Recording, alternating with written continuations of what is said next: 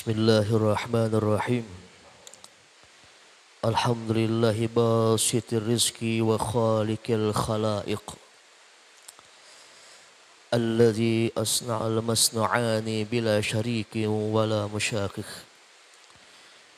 Allahumma salli wa sallim wa barik ala sayyidina Muhammad. Alladhi arsalahu bi akmalit tara'iq. Wa ala alihi wa ashabihi ulil fadli was sawabiq. Subhanaka la ilma lana illa ma 'allamtana innaka antal alimul hakim.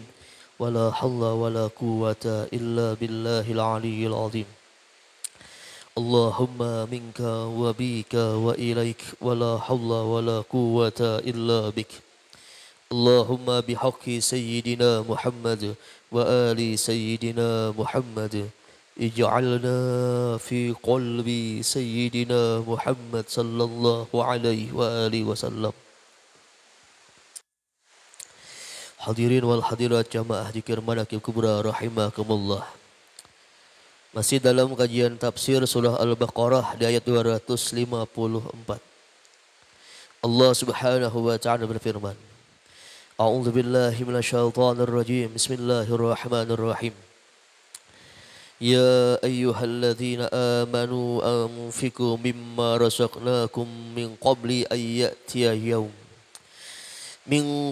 يأتي يوم لا بيع فيه ولا خلة ولا شفاعة والكافرون هم الظالمون. Allah Subhanahu wa taala berfirman, wahai orang-orang yang beriman, anfiqu mimma razaqnakum, infakkan daripada sesuatu yang telah kami beri rezeki kalian. Infakkan dari sesuatu yang telah kami beri rezeki kalian. Min qabli ayyatiya yawmul la bay'un fihi wala khullatu wala syafa'ah. Sebelum datang hari yang tidak ada lagi jual beli. Sebelum datang hari yang tidak ada lagi persahabatan. Sebelum datang hari yang tidak ada lagi syafaat. Wal kafiruna humul zalimun. Dan orang-orang kafir, mereka itulah orang-orang yang zalim. Hadirin wal hadirat jamaah dzikir manaqib kubra rahimakumullah. Alhamdulillah, beberapa minggu yang kemarin telah kita kupas 2 ayat yang berkaitan dengan infak. Pertama di Al-Baqarah ayat 274. Allah Subhanahu wa taala berfirman, alladzina yunfikuna amwalahum bil-laili wan-nahari sirran wa 'alaniyah. Falahum ajruhum 'inda rabbihim wala khaufun 'alaihim wa lahum yahzanun. Dan juga di ayat Ali Imran ayat 92. Allah Subhanahu wa taala berfirman, lan tanalul birra hatta tunfiqu mimma tuhibbun wa ma tunfiqu min syai'in fa innallaha bihi alim. Jadi 2 ayat yang berkaitan dengan infak telah kita kupas di 2 minggu yang kemarin. Dan insyaallah dalam kesempatan kali ini yang akan kita kupas lagi tentang ayat yang berkaitan dengan infak, namun di surah Saba ayat 39. Surah Saba ayat 39. Apa kata Allah? Wa ma anfaqtum min syai'in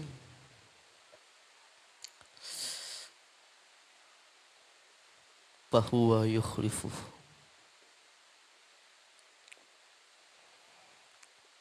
Wa huwa khairur raziqin.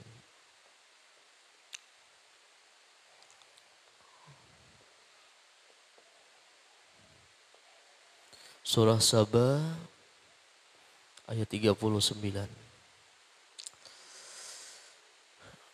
Jadi ada ayat lain di Quran yang berkaitan dengan infak, yaitu bisa kita lihat di surah Saba ayat 39. Apa kata Allah Subhanahu wa taala? Wa ma anfaqtum min syai'in fahuwa yukhlifuh wa huwa khairur raziqin.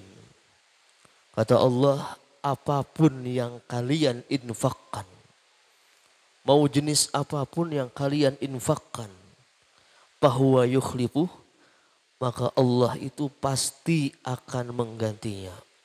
Bahwa yukhlifuh. Wa huwa khairur razikin. Allah itu orang yang sepaling baik memberi rizki. Al-ayat. Jadi di ayat surah Saba ini Allah mengatakan apapun yang kalian infakkan, apapun yang kalian sedekahkan, maka Allah itu pasti akan menggantinya. Dan Allah sepaling baik orang yang memberi rizki. Wa huwa khairur razikin. Wa huwa yukhlifuh. Wa ma anfaqtum min syai'in fa huwa yukhlifuh tadi. Allah pasti menggantinya. Al-Imam Ibnu Katsir rahimahullah dalam kitab beliau, dalam tafsir Ibnu Katsir, beliau mengatakan bahwa Allah Subhanahu wa taala itu pasti akan menggantikan apapun yang kalian infakkan atas sesuatu yang Allah perintahkan dan yang Allah halalkan. Maka Allah pasti akan menggantinya di dalam dunia. Dan Allah juga akan memberikan pahala yang besar di akhirat nantinya. Jadi kata Imam Ibnu Katsir, Allah itu memberikan double. Pertama, Allah berikan gantiannya di dalam dunia. Dan kata beliau lagi, Allah berikan pahala yang besar di akhirat nantinya. Di akhirat nantinya. Jadi double kata beliau. Di dalam dunia Allah gantikan apa yang kita infakkan. Sedangkan di akhirat nantinya Allah berikan pahala yang besar. Double. Dan dalam Sahih Bukhari Allah Subhanahu wa taala berfirman, hadis qudsi dari Sahih Bukhari, ada hadis qudsi. Apa kata Allah? Anfiq ya ibna Adam, unfik alaik. Ini rawahul Bukhari. Imam Bukhari lewat demikian. Kalau Imam Muslim sedikit perbedaan. Imam Muslim riwayatnya ya ibna Adam anfiq unfik alaik.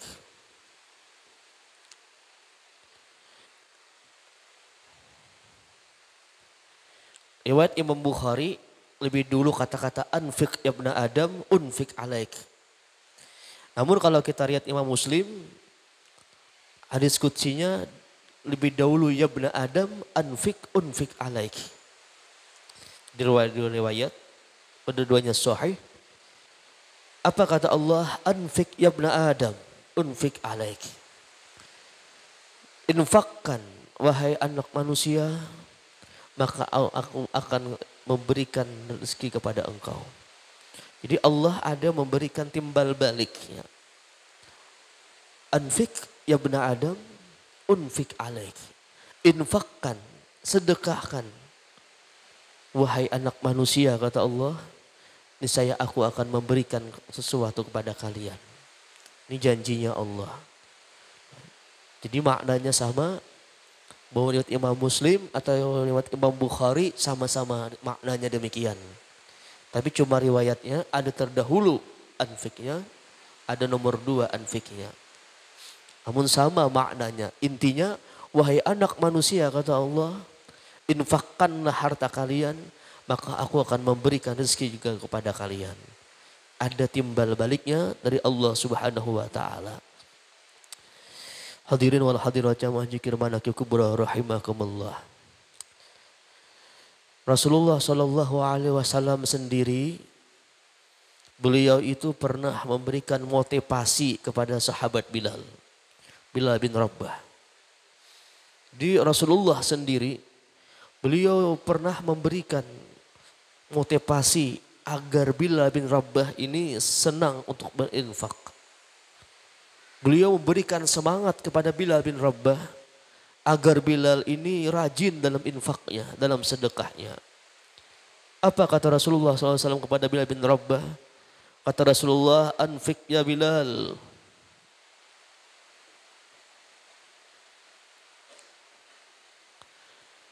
Wala takhafanna. min zil arsh iqlalan. Rasulullah memberikan motivasi agar Bilal itu semangat dalam infak.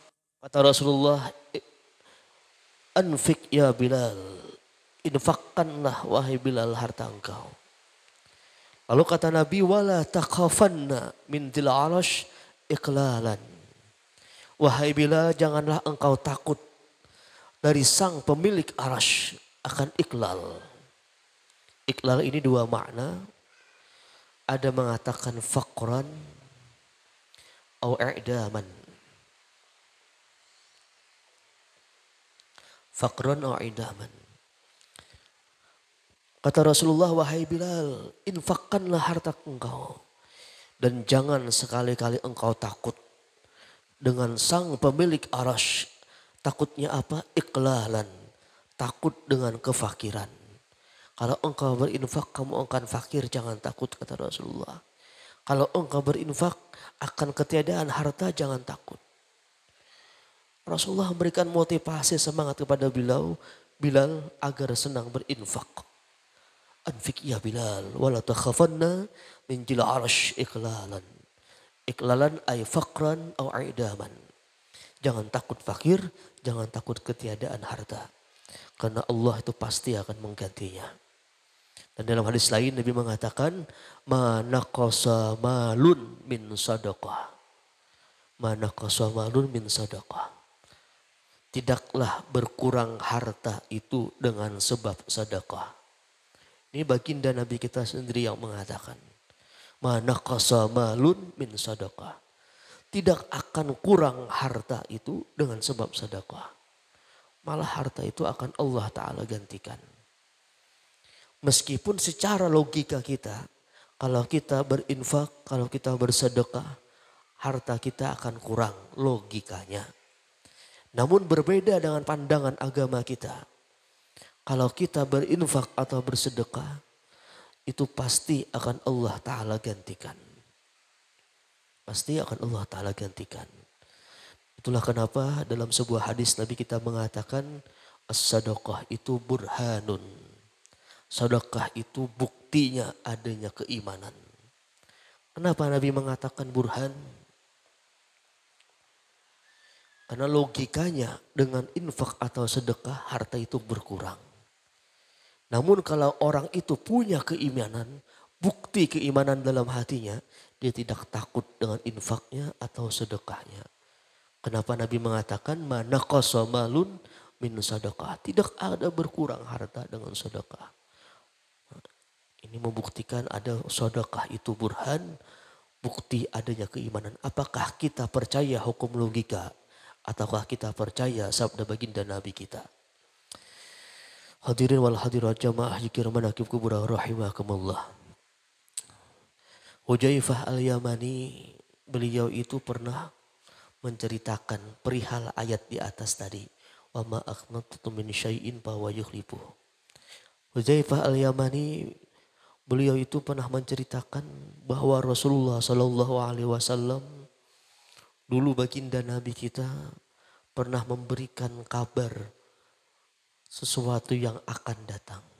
Nabi bercerita kepada sahabat-sahabat lain, didengar oleh Hudzaifah al-Yamani dan beberapa sahabat yang lain, bahwa Nabi kita pernah mengatakan, apa kata Rasulullah Shallallahu Alaihi Wasallam?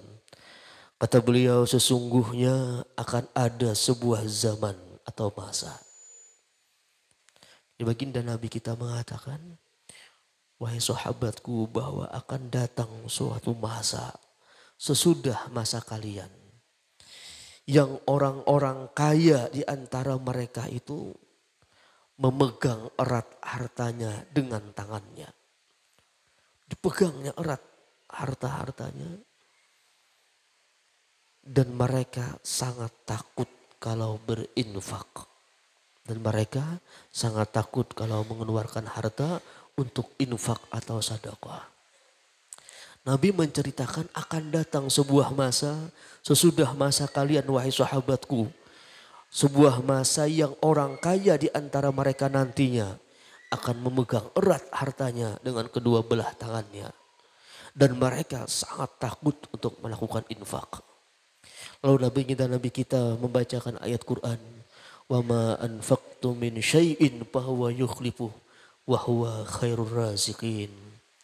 Nah, ketika itu setelah Nabi mengatakan bahwa akan datang masa sesudah kalian yang mereka itu memegang erat hartanya dan takut infak, Nabi langsung mengatakan firman Allah Subhanahu wa taala, "Wa ma anfaqtu min syai'in fahuwa yukhlifuh wa huwa khairur raziqin."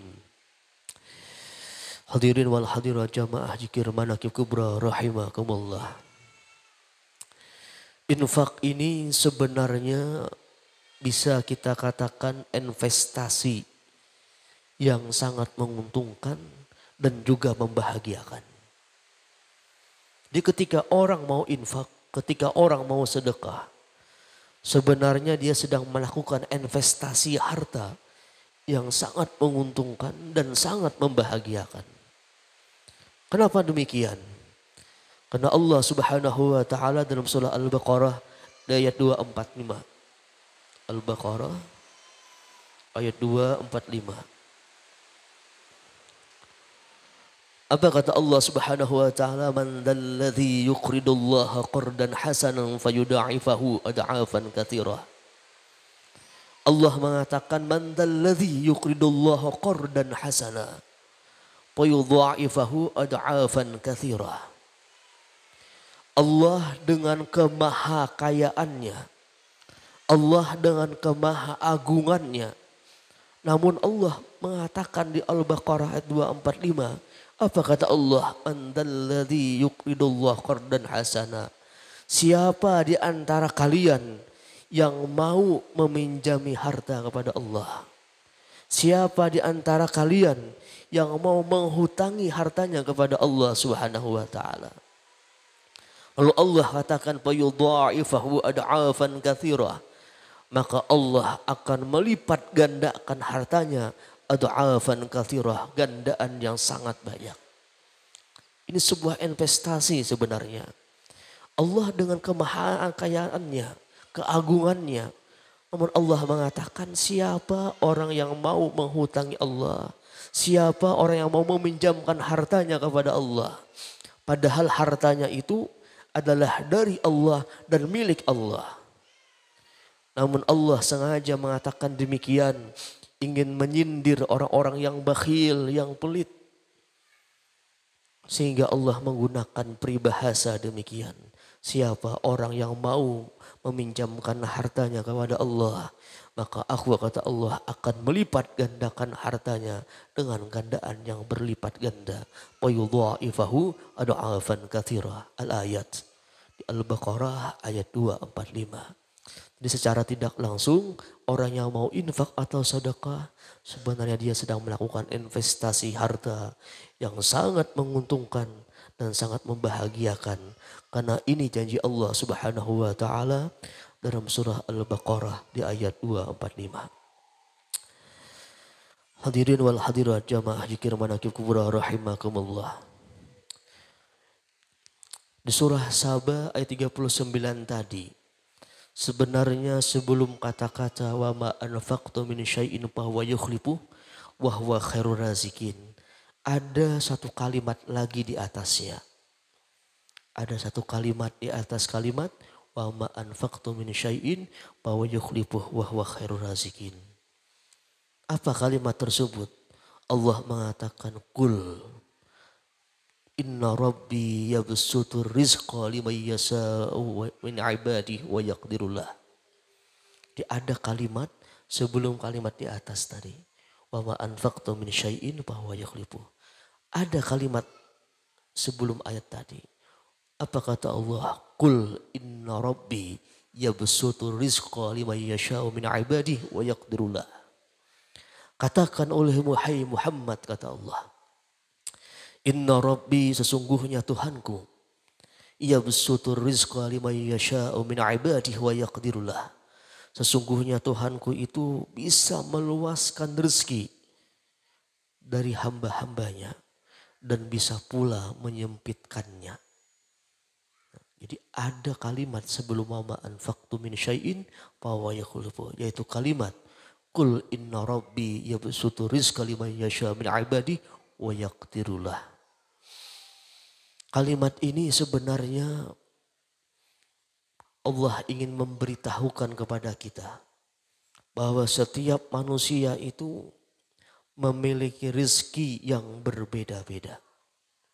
Memiliki rezeki yang berbeda-beda. Tidak ada jaminan orang yang tinggi pangkat jabatannya, orang yang tinggi sekolahnya. Tidak ada jaminan orang yang bekerja keras dalam bekerjanya memiliki rezeki yang lebih jauh besar, lebih besar dibandingkan orang yang tidak memiliki pangkat yang rendah. Atau dibandingkan pula orang yang sekolahnya tidak tinggi. Dibandingkan pula orang yang kerjanya cuma santai-santai saja. Tidak ada jaminan. Ayat ini mengatakan bahwa Allah ingin memberitahukan kepada kita bahwa setiap manusia itu memiliki rezeki yang berbeda-beda. Sehingga tidak ada jaminan orang yang kaya raya, orang rezekinya melimpah ruah itu dari jabatan yang tinggi, dari sekolah yang tinggi. Namun Allah Subhanahu wa taala mengatakan Allah itu meluaskan rezeki bagi hamba-hamba yang dikehendakinya. Dan memang realitanya terkadang ada orang yang sekolahnya rendah. Bahkan mungkin tetalnya juga tidak tinggi. Dan kerjanya tidak keras. Namun Allah memberikan dia rezeki melebihi orang-orang yang demikian. Ini memang rahasia Allah Subhanahu wa taala kepada hamba-hambanya. Bahwa Allah lah yang meluaskan rezeki dan menyempitkannya. Tidak peduli mau tetalnya seperti apa, tidak peduli mau sekolahnya setinggi apa. Karena ini termasuk dari rahasia Allah Subhanahu wa taala. Al-Imam Ibnu Ashur dalam kitab Tahrir dalam kitab At-Tahrir wa Tanwir, kata Imam Ibnu Ashur, ada 3 maslahat yang Allah berikan kepada orang yang Allah sempitkan rezekinya. Di Imam Ibnu Ashur dalam kitab Tahrir wa Tanwir, beliau mengatakan ada 3 maslahat, ada 3 kebaikan bagi orang yang Allah sempitkan rezekinya. Ini jangan sedih kalau Allah berikan kita kesempitan dalam rezeki. Karena setidaknya ada 3 maslahat, kata Imam Ibnu Ashur.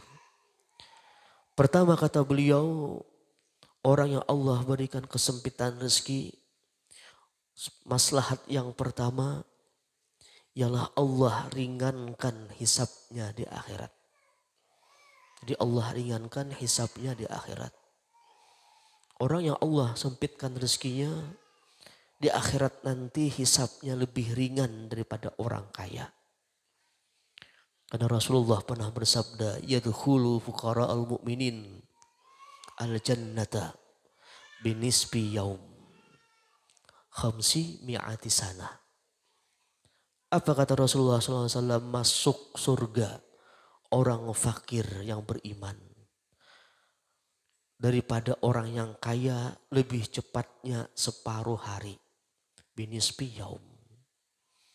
Namun separuh hari ini bukan separuh hari menurut kita. Karena dalam surah Al-Hajj ayat 47 Allah mengatakan wa inna yawman 'inda rabbika ka'alfi sanatin mimma ta'uddun. Satu hari di sisi Tuhan itu sama ka'alfi sanah mimma ta'uddun. Sama 1000 tahun daripada yang kalian bilang. Jadi satu hari menurut Allah sama 1000 tahun menurut kita. Al-Hajj 47. Jadi perbedaan orang kaya masuk surga, orang miskin dibanding orang kaya masuk surga, perbedaannya khamsi mi'ati sana, 500 tahun. Orang fakir masuk surga lebih dulu, barulah orang kaya. Perbedaannya nisbi yaum atau 500 tahun. Pertama kata Ibnu Ashur, maslahat yang pertama Allah ringankan hisabnya di akhirat nantinya.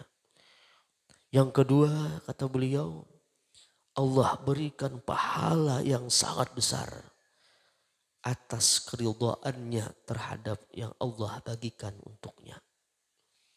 Jadi Allah berikan pahala yang sangat besar atas ridha, atas sikap ridhanya, atas pembagian yang Allah berikan untuknya.